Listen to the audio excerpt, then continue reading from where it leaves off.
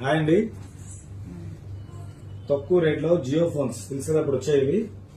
Just open packs అన్ని కూడా నీటి కొత్త ఫోన్ అండి. నేను ఇంకా ఏవి ఇప్పలేదు.